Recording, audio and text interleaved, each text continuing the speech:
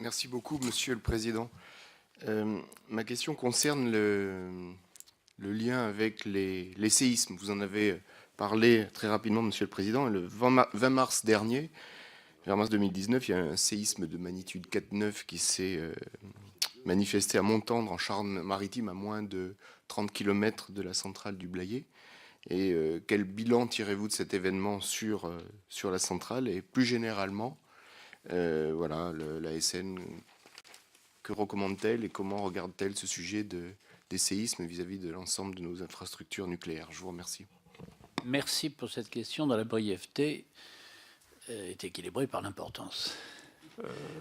En ce qui concerne le séisme, donc effectivement, c'est un sujet qui est important. J'ai signalé tout à l'heure que parmi les défauts génériques les plus fréquemment détectés sur le parc nucléaire, il y a celui de la non-tenue au séisme, ou du fait de mauvais montage, ou du fait de risques d'agression de parties qui pourraient se rompre en cas de séisme. Et donc c'est un sujet régulier, récurrent, sur lequel nous portons une grande attention.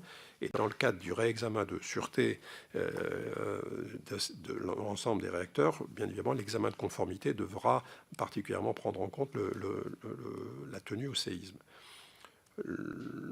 La tenue au séisme, et notamment des séismes majorés, est un des éléments essentiels du post-Fukushima, puisque les risques face à des solutions, des agressions externes extrêmes, a été réévalué du fait de Fukushima. Et donc, toutes les exigences qui découlent de Fukushima visent à renforcer la tenue au séisme de toutes les installations nucléaires de base en France.